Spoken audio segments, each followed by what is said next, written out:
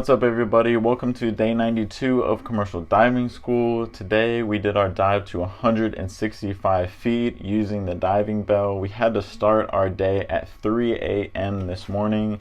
It was super cold, and so I'm going to tell you all about our different stations and jobs that we had to do today, and then I'm also going to tell you about my dive specifically and my chamber ride in the hyperbaric chamber after my dive.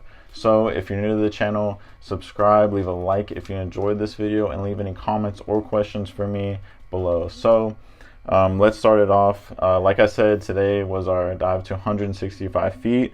It was a very busy day today. We started at 3 a.m. We started super early because it just takes so long to get through all of the divers.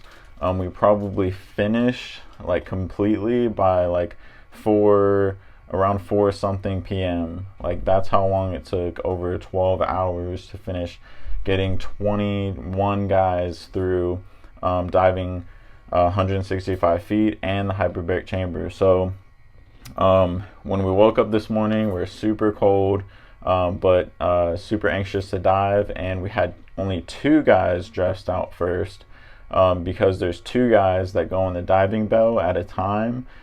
So we had those guys dive first, and I'll tell you about the different stations we have, because today was kind of different than what we've been doing. Like usually we have a guy on comms and then a guy in the water, like, you know, just simple stuff. But 165 feet in the bell dive is a lot different because we have a hot water hose running. So we have a machine that's controlling that, called a was it called hot water monkey, something like that. It's just the brand name that we were told that it was called, but somebody has to be in charge of basically switching the valves on it and monitoring it so it doesn't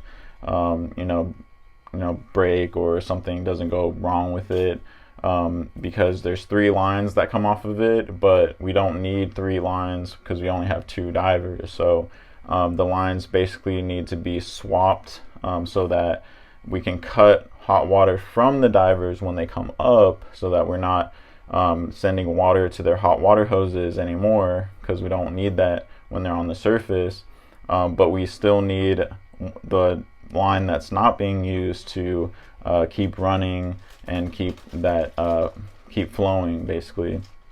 And then we also have in the dive shack, the dive shack has windows so that you can see out of, so that you can see all the tenders and everybody outside, and you can also see the diving bell and the lift and the winch and everything. So you have the instructors in there, and then you have 2 students in there.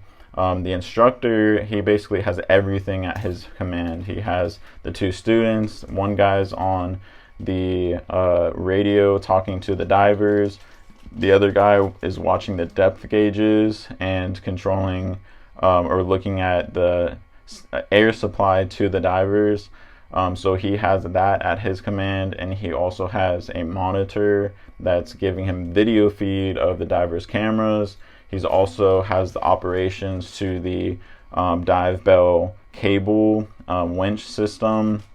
He also has a kind of like a mic system where you can basically like talk to everybody at once over like the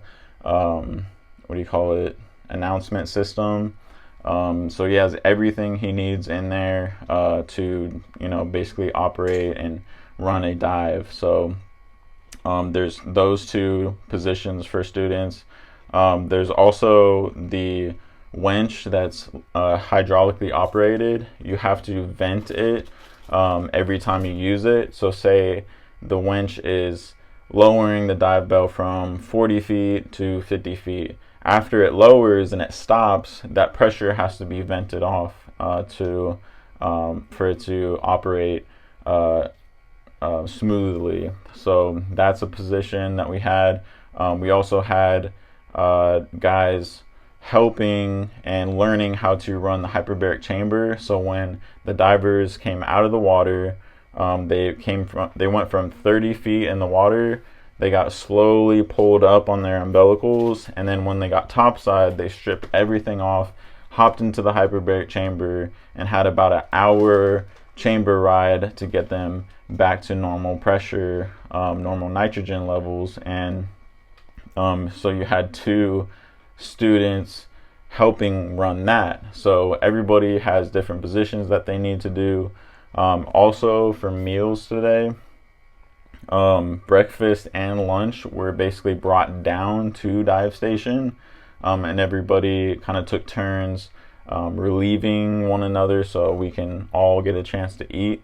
And breakfast was at around 6:30, lunch was around 12, and basically like 4 students were sent up to like the cafeteria to get a bunch of plate lunches in a giant box, and then they brought it down, and then those were, you know, handed out to people that weren't like on a job at the moment. So that's kind of how meals were ran today. So it was just constant. It was from 3 a.m. We were down there. There wasn't no breaks to eat, like to go up to the cafeteria to eat. Everything was done on dive station besides going up to get in your wetsuit or changing out of your wetsuit, or using the bathroom, because there's no like bathroom down on the dive station. So those were the only reasons why anybody could leave, and you couldn't take long at all. You could take like maybe 10-15 minutes max to change out and everything, or use the restroom. So I want to tell you guys about my dive. So basically, I got changed out, and you're basically, if you're standing by to dive, 2 divers are going to be coming up any minute. And once they get on the surface, they have to hot swap with you. So they're trying to get out of their harness at the same time you're getting in it. So when they have one arm out, your one arm is going in that harness on that side, and then they slip their other arm out and you slip your other arm in. So now you're in it and they're completely out. They got to run and hop in the chamber, and you're trying to quickly get buckled up into your harness. You're trying to get your hot water hose like stuffed into your wetsuit, and then your pneumo, you got to tuck that hose into your harness, secure it, hat up, put your gloves on, get checked out, and get in the water. And then once you're in the water, you like basically the dive bell is here, and then you have the deck.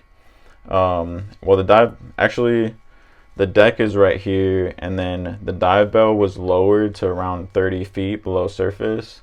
And basically, you're kind of, when you're on surface as a diver, after you jump in, you're basically grabbing a line, and you're basically following that line to the cable for the dive bell, and then you basically follow that cable down to 30 feet to the dive bell. Once you get to the dive bell, you and your partner will check each other for leaks, either from your hat or your bottle. Those are your in-water checks to make sure you're good. And then once that's good, you can just basically hang out at 30 feet until the instructor wants you to go deeper. Once it's time for you to go deeper, the instructor was basically asking people, like, are you good to go straight to 160 feet, like from 30 feet? And if you said you're good, like we did, he just took you straight down. But it wasn't very fast. Like, it didn't just drop. Like, it was very slow, kind of like a slow moving crane that's just slowly lowering something. And the dive bell basically acts like an elevator, like an elevator that is small enough to fit 2 people in, and you kind of have to crouch down, and it's open on all sides, and it's in the water, and it's lowering you deeper, that kind of elevator. Basically you just take that ride all the way down to 160 feet. And then I did feel a little bit of like narked today too, like just a little bit. Like, I think there's a difference. Like, I'm still new to diving, so I don't really know too much, but I think there's a difference between getting a little narked and narked out. I think when you're narked out, you're just uncontrollably laughing. You can't really focus on anything that you're doing, and you're basically no use to anybody because your brain's just all, you know, haywire due to the increase in nitrogen going to your brain. But I think there's a difference between that and a little narked out or a little narked, and that's just basically like you feel funny and you feel definitely different. A lot of guys, like including like my partner that I was diving with today, he said that he didn't remember going to 165 feet. He was like, "How was it? Like, what happened? Like, how, you know, tell me about it because I don't remember." And I was like, "Well, I mean, we weren't down there very long, just a few minutes." So, I mean, I remember feeling a little bit numb.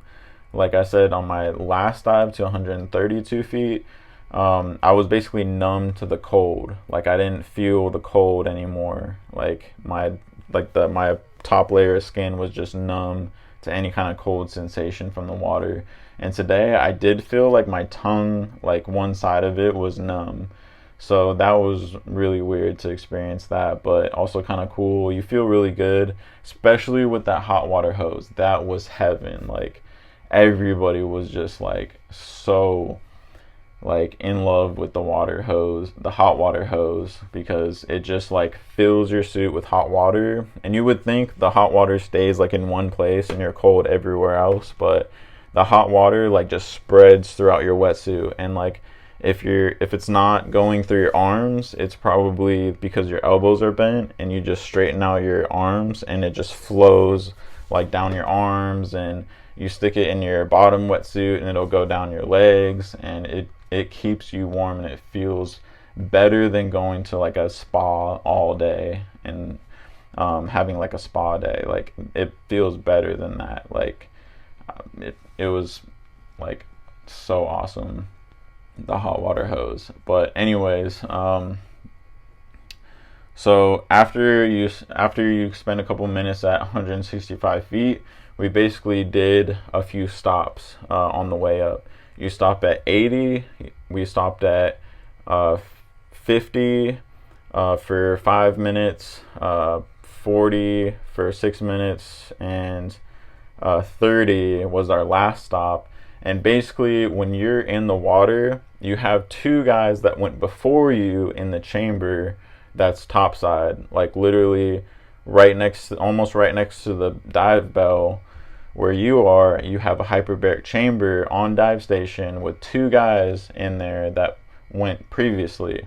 If they're still in the chamber finishing out their decompression, you're staying in the water at 30 feet until they're done. So once you're done with your dive, you got to stay at 30 feet because you're still decompressing, and they can't take you out because you have to be in the chamber if you come out of the water.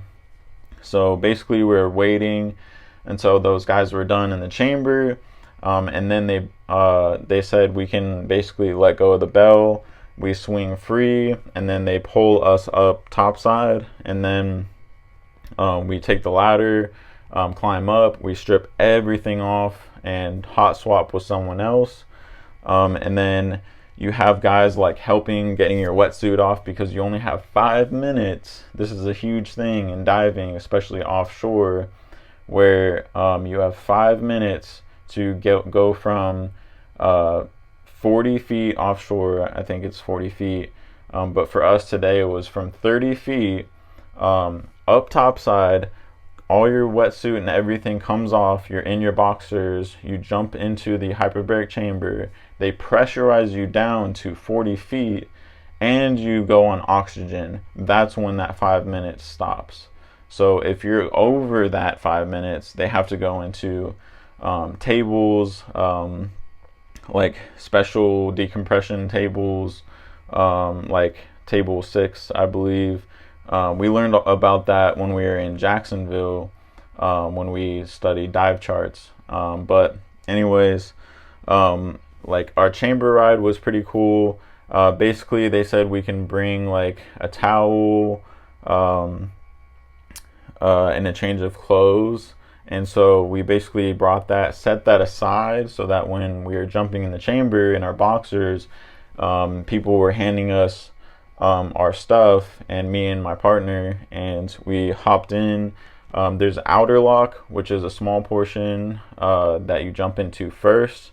That then you shut the door. They pressurize you to equalize with the inner lock, and then you can basically, once the pressure equalizes between those two, inner lock and outer lock, you can open the door between them and then crawl to the other inside chamber. Once you get to the inside chamber, you can shut the door behind you, and then they get you to the pressure that you're supposed to be at, which is 40 feet. And then you go on BIBS, which stands for built-in breathing system. And basically it's like a mask that like kind of like seals around your face and mouth and nose. And then you have to breathe from the mask and you have to breathe into the mask, because you're breathing pure oxygen. And if you don't breathe into the mask, it won't exhale your CO2 out into the atmosphere. It will collect in the chamber, and that can be really dangerous. Anytime you're dealing with closed spaces like that, different gases and everything are really dangerous. So that's why you breathe from the mask and into the mask. And anyways, it was basically a little bit warm at first, because as the pressure increases you to 40 feet, the increase in pressure increases the temperature, so it gets a little warm in there. But as they decompress you, it gets cooler, and it kind of, all the condensation starts to mist, and you just get real cold.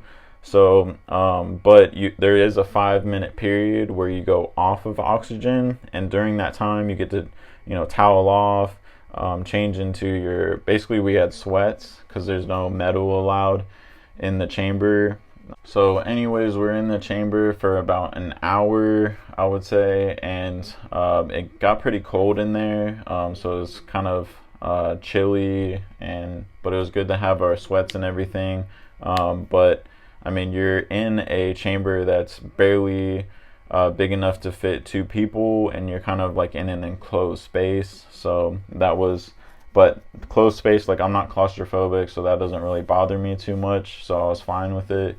But it was just cool to do that whole experience, to go to 165 feet, use the hot water hose and the diving bell, and to have that rush of 5 minutes to get from that depth all the way in the chamber on oxygen, and to do the chamber ride. Like I say chamber ride, that just means basically decompressing in the hyperbaric chamber. Just to be able to do all that stuff was super awesome, and it was just, I don't know how to explain it. It was just, it's what I came here to do, it's what I want to do, and it was just insanely awesome, and I loved it. So we actually get to do this again next Tuesday, and I get to bring my GoPro with me, so I'll definitely take footage of that dive, so you guys will get to see that if you're interested. But yeah, this video is super long, but today was insanely packed with just so much stuff. I just had to share all of it and get it all out to you guys, so you guys know what's going on. So if you like this video, please leave a like, subscribe if you enjoyed this video, and leave any comments or questions that you have for me down in the comment section down below. Thank you guys so much for watching this video, and I hope you guys have a great one, and I will see you in the next one. Peace.